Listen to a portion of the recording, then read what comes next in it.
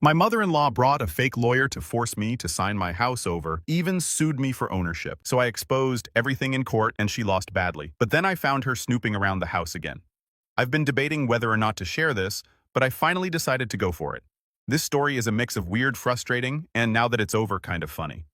To start, I'm a 35-year-old guy who's been a lawyer for a little over 10 years.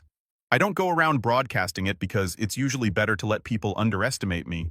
Plus, when you tell someone you're a lawyer, they either want free advice or act weird about it, so I just keep it low-key unless I have to bring it up. My wife Stacy and I have been married for about 6 years, and things are great between us. We're a team, which is important when you're dealing with certain family members like her mom, Patty. Now, Patty is, let's say, intense. She's one of those people who believes she's always right, always knows best, and always has to be involved in everything. From the moment I met her, it was clear she wasn't thrilled about me. For context, Stacy grew up in a pretty tight-knit family, but Patty was the ringleader. She controlled everything from the family vacations to who brought what to Thanksgiving dinner. She's the kind of person who has opinions about everything, and she's not shy about sharing them. When I came into the picture, I think Patty saw me as some kind of threat. I wasn't the high society doctor or businessman she probably envisioned for her daughter. I grew up middle class, worked my butt off to get through law school, and now I'm doing pretty well for myself, but Patty couldn't care less about my accomplishments. To her, I was the guy who was taking her daughter away. At first, I tried to keep things civil. I mean, she's my mother-in-law and Stacy loves her, so I figured I'd just grin and bear it. But Patty made that really difficult. She had this way of making little comments that sounded innocent on the surface, but were clearly meant to dig at me. Like at family dinners, she'd say stuff like, "Oh, you're a lawyer, my cousin's son is studying law at Harvard," or "It's nice that you work so hard."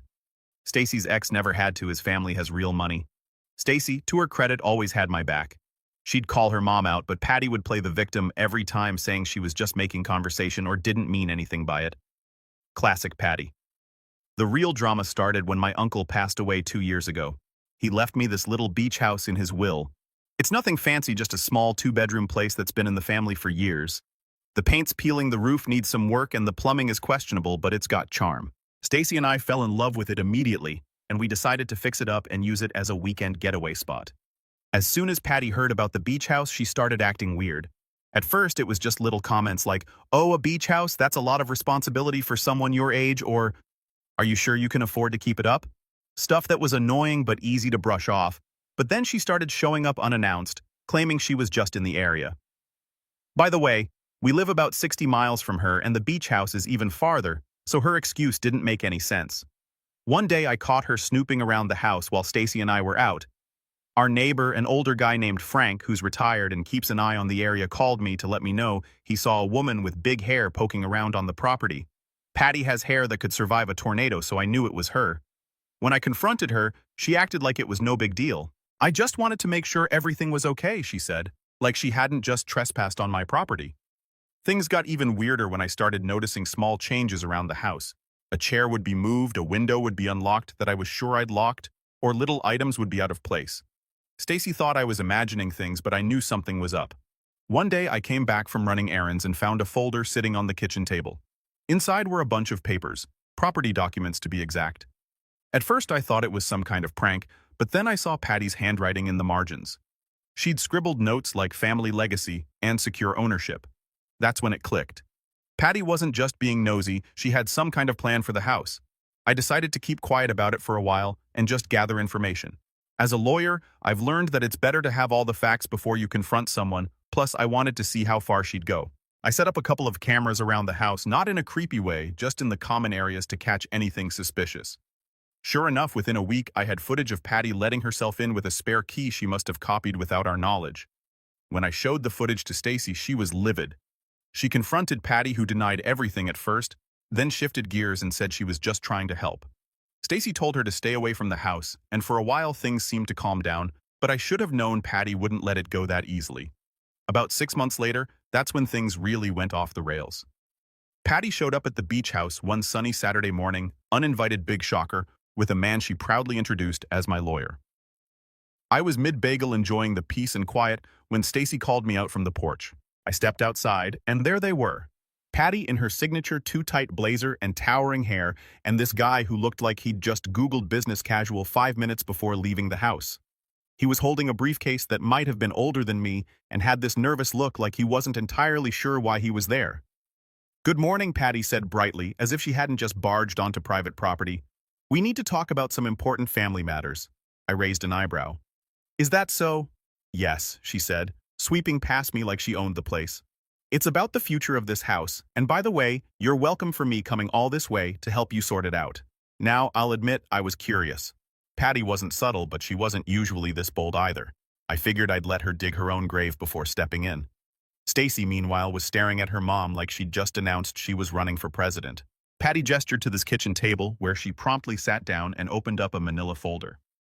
"Todd, let's get started," she said, snapping her fingers at the guy in the Halloween suit. Todd, who looked like he wanted to be anywhere else, fumbled with his briefcase and pulled out a stack of papers. I glanced at Stacy, who mouthed, "What the hell?" I shrugged.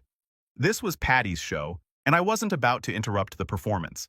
This, Patty began tapping the top sheet with a manicured finger, is a transfer of ownership agreement.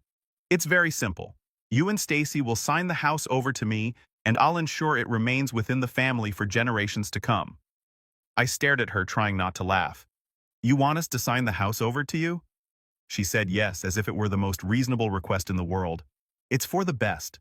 You're young, inexperienced, and frankly, this kind of property is a lot of responsibility.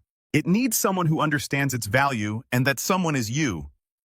I asked, barely holding back a grin. "Exactly," she said, looking proud of herself. "It's not personal, dear, it's just what's best for the family." Todd, who had been shuffling papers around like a magician preparing for a card trick, finally spoke up. "If you'll just take a look here," he said, sliding a paper toward me. I picked it up and scanned it quickly. It was a joke. The wording was sloppy, half the clauses were missing, and there were typos everywhere. Everything about this lawyer screamed fake, from his nervous sweating to the way he couldn't make eye contact. I decided to have some fun. I asked him some basic legal questions any first-year law student could answer. I watched him squirm and stumble while Patty kept trying to cut in. "Patty," I said, setting the paper down, "did you write this yourself?" Her face flushed. "Of course not. Todd is a professional." "Right," I said, turning to Todd. "So Todd, what law school did you go to?" He blinked. Well, I didn't exactly finish. I cut him off. "Okay, no problem. What's your bar number?" Todd started sweating. I'm not officially licensed." "Not officially licensed," I repeated, feigning confusion. "So you're not a lawyer?" He stammered something about being in the process, but I didn't let him finish. "Got it. Thanks, Todd." Patty jumped in, clearly irritated that her plan was unraveling. "Let's not get distracted by technicalities. The important thing is that we move forward with the transfer." "Patty," Stacy said, her voice sharp. "Are you serious right now? You brought a fake lawyer to our house and expect us to just hand it over to you." "It's not fake," Patty snapped. "Todd is perfectly capable of handling this." "Sure," I said, leaning back in my chair, but just for fun. Let's see how capable he is. "Can you explain to me the difference between a quitclaim deed and a warranty deed?" Todd froze like a deer in headlights. Patty tried to jump in, but I held up a hand. No, let Todd answer. Todd mumbled something about legal terms and specific clauses, but didn't actually say anything coherent. I nodded like I was impressed. "Great," I said. "Now how about you explain the implications of signing a deed transfer without title insurance?" Todd looked like he might pass out. Patty was visibly fuming. "This is ridiculous," she said. "Just sign the papers and we can sort out the details later." I stood up, walked over to my briefcase, and pulled out my own folder. As a practicing attorney, I said, laying the folder on the table, "I have a few concerns about these documents." Patty's jaw dropped. "You're a lawyer." "Yep," I said, popping the P for emphasis, "and these documents, they're garbage." I went through the papers one by one, pointing out every error and explaining in excruciating detail why they were not only invalid, but also borderline fraudulent. By the time I was done, Todd was visibly shaking and Patty was staring daggers at me. "You've made your point," she said through gritted teeth. "Oh, I'm not done," I said, pulling out my laptop. "You've been poking around the property records, haven't you? Did you think I wouldn't notice the unauthorized inquiries?" Patty's face went pale. "I don't know what you're talking about." "Sure you don't," I said, opening up an email on my screen. "This is from the county clerk. It shows that someone made multiple inquiries into the title history of this property using your email address. Care to explain?" Patty stood up abruptly, knocking her chair over. "I was just looking out for the family," she shouted. By trying to steal our house, Stacy shot back. This is insane, Mom. You need to leave. Patty glared at us, then turned to Todd. We're leaving. Todd didn't need to be told twice. He grabbed his briefcase and practically sprinted out the door. Patty followed, but not before throwing one last line over her shoulder. You'll regret this. Once they were gone, Stacy and I just sat there in stunned silence for a moment. Well, she said finally that was something. Something I'll be filing away for future reference, I said, and that's how Patty's first big plan completely fell apart. I didn't know it at the time, but this was only the beginning of her antics. After Patty's grand transfer, the house-to-me scheme fell apart. She decided to go into full-blown damage control mode. And when I say damage control, I mean she started dialing up family members like she was campaigning for office. Apparently, Patty's version of events went something like this. I was an evil, controlling husband who was tearing the family apart, brainwashing Stacy and forcing her to cut ties with her loving mother. According to Patty, I was practically twisting my villainous lawyer mustache while plotting to destroy everything she held dear. Now, Stacy's family is pretty tight-knit, but they're also not stupid. Most of them know Patty's flair for drama and her habit of bending the truth like it's a yoga pose. Still, a few relatives called me up curious about what was really going on. After I explained the whole situation, most people just laughed and told me not to worry. Apparently, Patty had been pulling stunts like this for years, though, maybe not on this scale. Her reputation for creative truth-telling, as one cousin put it, had already earned her a fair share of skeptics in the family. But not everyone brushed it off so easily. A couple of her die-hard supporters, like her sister Beverly, who's basically Patty's clone, weren't so quick to believe me. Beverly called Stacy, and let me tell you, that was a fun conversation to overhear. Stacy, I just don't understand why you're letting your husband come between you and your mother, Beverly said in that holier-than-thou tone that runs in their family. My husband isn't the problem, Beverly, Stacy shot back. Mom is the one who tried to steal our house. Well, that's not what she told me, Beverly said, like she was some kind of detective uncovering the truth. Of course it's not, Stacy replied, because if she told you the real story, you'd see how ridiculous she's being. Beverly tried to argue, but Stacy shut her down. Look, you can believe whatever you want, but I was there. I saw what she did. End of discussion. Stacy hung up, and I swear I could see the steam coming out of her ears. I don't know why I even bother with her, she muttered. Meanwhile, Patty wasn't just working the phones. She was also working herself into a frenzy. She started showing up at family events with this air of martyrdom, dropping little comments about how she wasn't sure she'd ever see her daughter again, or how some people don't appreciate family anymore. It was peak passive-aggressive Patty, and honestly, it was almost impressive how far she could take it. But things escalated to a new level when Patty's antics spilled over into her professional life. Apparently, she'd been using company resources to dig up information about the beach house. She must have thought no one would notice, but of course someone did. One day, Stacy got a call from one of her cousins who works in HR. Small world, right? Did you hear about Patty, the cousin asked. What about her, Stacy replied. She got fired. Apparently she was using her work email to look up property records and send messages about something shady. Stacy put the phone on speaker so I could hear, and we both just stared at each other in disbelief. Patty got herself fired trying to dig up dirt on us. It didn't take long for the rest of the family to find out, and let's just say Patty's reputation took another hit. A few people who had been on the fence started calling us to apologize for doubting our side of the story. I can't believe she went that far, one of Stacy's cousins said. She always seemed pushy, but this is next level. Yeah, I said, welcome to the club. With her job gone and her family starting to distance themselves, Patty's social calendar started looking pretty empty. But if you think that slowed her down, you don't know Patty. A week after she got fired, we started getting weird messages from mutual acquaintances. Stuff like Patty says she's really worried about you guys, or Patty mentioned you might be struggling financially. Do you need any help? It didn't take a genius to figure out what she was doing. She was trying to plant the idea that Stacy and I couldn't handle the beach house. I guess in her mind, if enough people believed we were incapable, she'd swoop in as the hero to save the day. I considered confronting her, but Stacy convinced me to let it go. She's digging her own grave, Stacy said. Let her keep talking. It just makes her look worse. And she was right. The more Patty talked, the more people started to see through her. Even her die-hard supporters like Beverly were starting to get tired of the drama. But just when we thought things were finally settling down, Patty pulled her boldest move yet. About a month later, we got a notice in the mail. It was from a lawyer, an actual licensed one this time, informing us that Patty was suing us. When I opened the letter and read the details, I couldn't believe what I was seeing. Patty was claiming that she had financially contributed to the repairs and upkeep of the beach house and therefore had a valid stake in it. Never mind the fact that the house had been left to Stacy and me outright in my uncle's will. I sat there in stunned silence for a moment before bursting out laughing. "She's suing us," I said, waving the letter at Stacy. "For what?" she asked, grabbing the paper. "Apparently she thinks she owns part of the house now," I said, still laughing because you know all those non-existent financial contributions she made. And just like that, we were back in the thick of it. After we got the notice, I started gathering everything: bank statements, receipts, contracts with repair companies, and even emails related to the estate.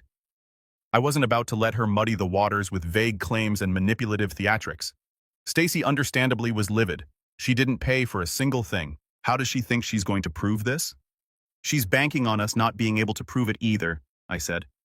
"But we can, and we will. Her whole case is smoke and mirrors." "What do we do now?" Stacy asked.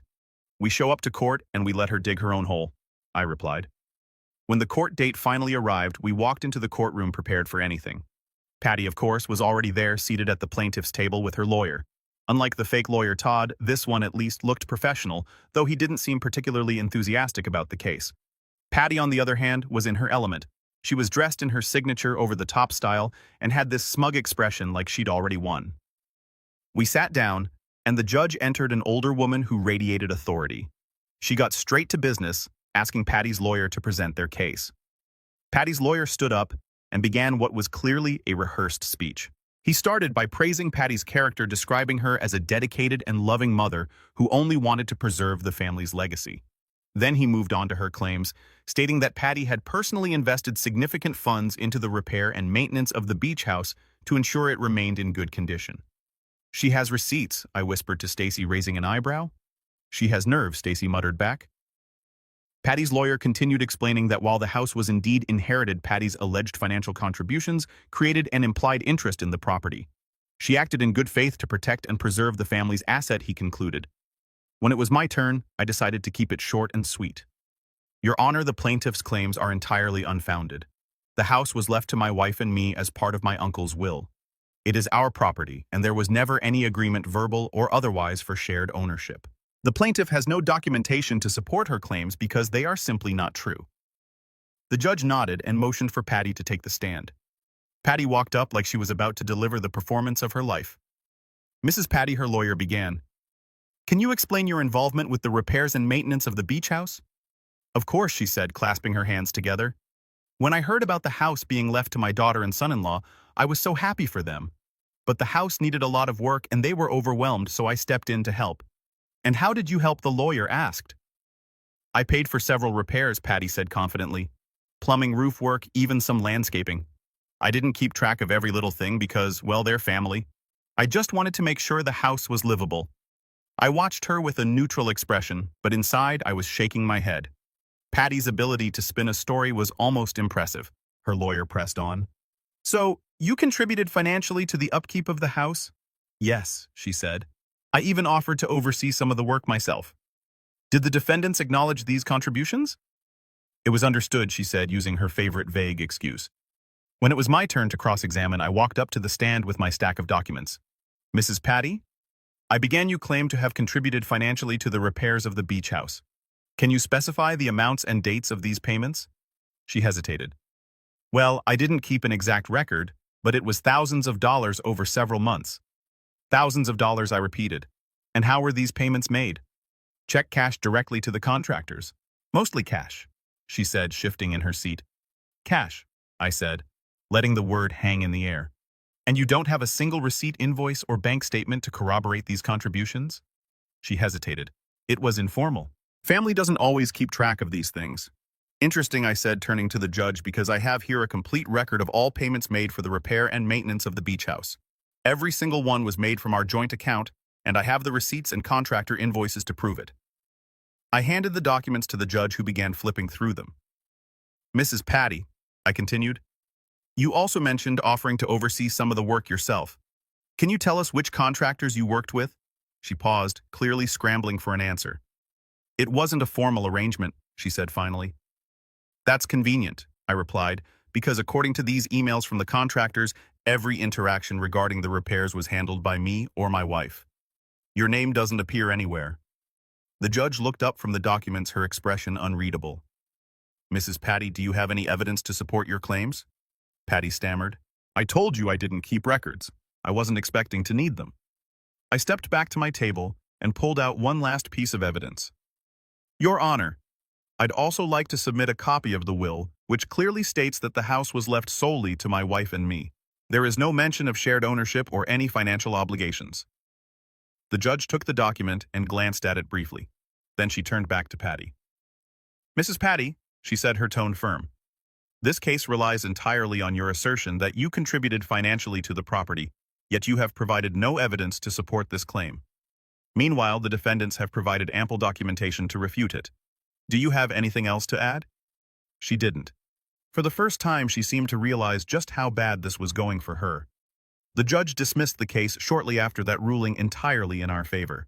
But before the gavel fell, she added a pointed remark. Mrs. Patty, I strongly advise you to think carefully before pursuing legal action in the future without evidence to support your claims. Court resources are not here for baseless disputes. As Stacy and I walked out of the courtroom, I couldn't help but feel a mix of satisfaction. Patty had tried her best to undermine us, but the truth had prevailed. Of course, knowing Patty, I doubted this was the end of her meddling. And well, I was right. After losing in court so decisively, you'd think she'd take a moment to reflect, maybe reconsider her life choices. But no. Patty doubled down in the only way she knew how, by trying to spin the narrative in her favor. The first ripple of fallout came almost immediately. Patty's failed lawsuit became the family's new favorite topic of discussion. Word spread quickly, and within days I started getting calls and texts from relatives. Most of them wanted the juicy details, but some were genuinely shocked by the lengths Patty had gone to. My favorite call came from Stacy's cousin Brenda, who always had a knack for delivering brutal honesty. She really thought she was going to win. Huh? Brenda said, laughing. I mean, I knew Aunt Patty was bold, but this is a whole new level. Honestly, I don't even know why she thought anyone would believe her. She's been pulling this kind of crap for years. That sentiment became a common theme in the family. People started sharing stories about times when Patty had manipulated, lied, or otherwise inserted herself into situations where she didn't belong. It was like her courtroom flop had opened the floodgates, and everyone was finally ready to air their grievances.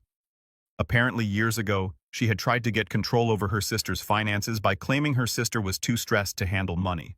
Another time, she had convinced a cousin to hand over a family heirloom because it would be safer with her, and the heirloom mysteriously disappeared after that. Stacy and I mostly stayed out of the gossip, but it was hard not to feel a little vindicated. Patty's carefully crafted image as the family matriarch was crumbling, and it wasn't because of anything we did. She had dug this hole all on her own. But while the family was turning against her, Patty wasn't about to let go of her grudge. She started sending Stacy these long, guilt-trippy texts about how the court case had hurt her deeply and how she couldn't believe her own daughter would betray her like that. She's acting like we dragged her to court, Stacy said, rolling her eyes as she read the latest message. Typical Patty, I said. She's not sorry for what she did, she's just sorry it didn't work.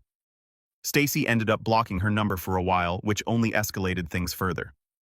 Patty took to social media, posting vague, passive-aggressive statuses about being abandoned by those you love most. I give it 2 days before she's on Facebook Live crying in front of a bunch of ceramic angels, I joked.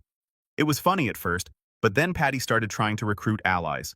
She called up anyone who would listen, spinning a sob story about how Stacy and I had turned on her and how all she wanted was to keep the family together. One of the first people she called was her sister Beverly, who had always been one of Patty's staunchest supporters. But even Beverly seemed to have her limits.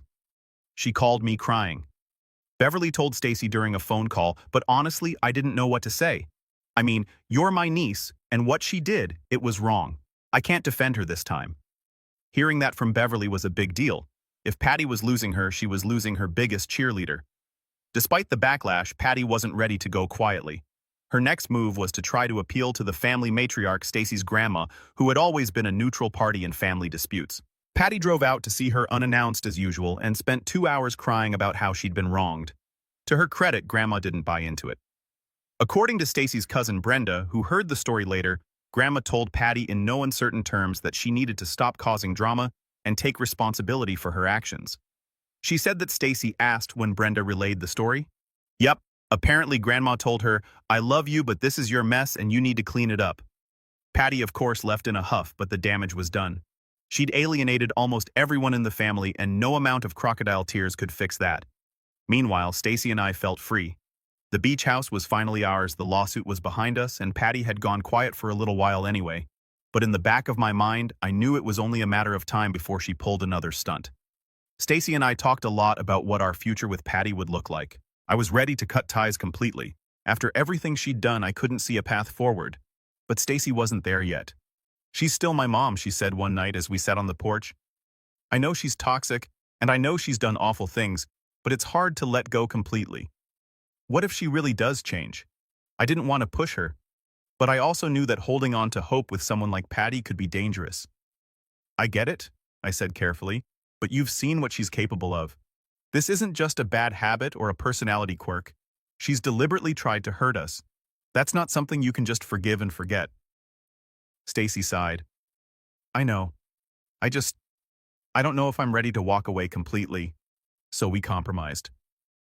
Stacy kept minimal contact with Patty, an occasional text or a quick phone call, but we set firm boundaries.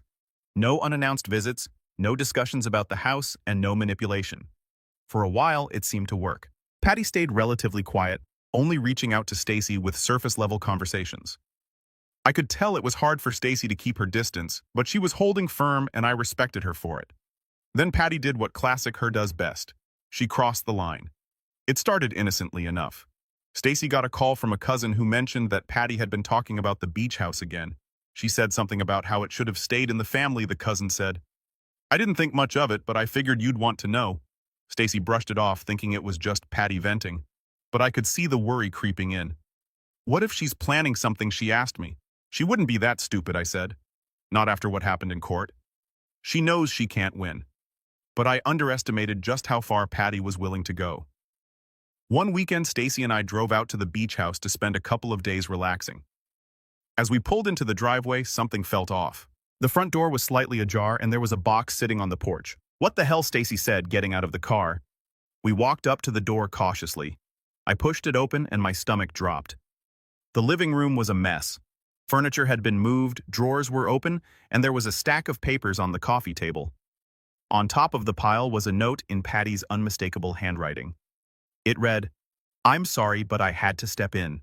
This house is too important to let you ruin it. You'll understand someday." Stacy stood frozen, staring at the note. "She was here," she said, her voice shaking. I picked up the papers and started flipping through them. They were estimates for repairs and renovations. New flooring, updated appliances, landscaping. It was like Patty had come in and started planning a full remodel without telling us. "She broke in," I said, anger rising in my chest. "She let herself into our house and decided she was in charge." Stacy sat down on this couch, her face pale. "I can't believe this," she whispered. I grabbed my phone and pulled up the security camera app. Sure enough, there she was.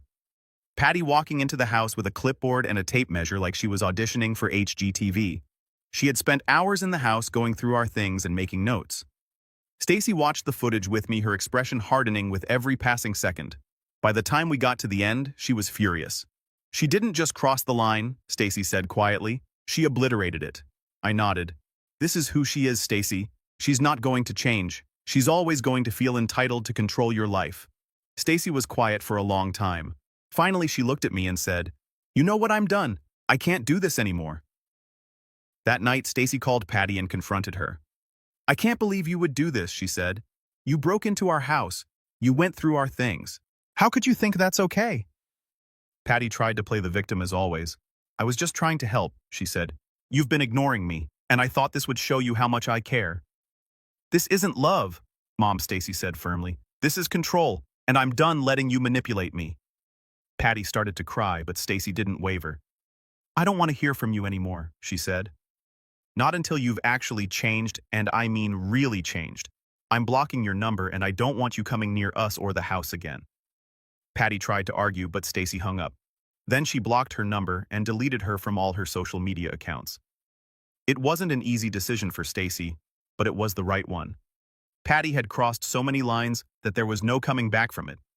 In the days that followed, Stacy and I both felt a strange mix of relief and sadness.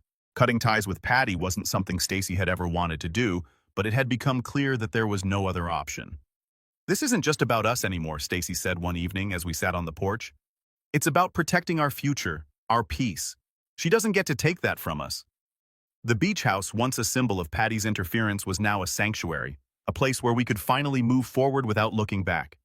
And that more than anything was worth every battle we'd fought.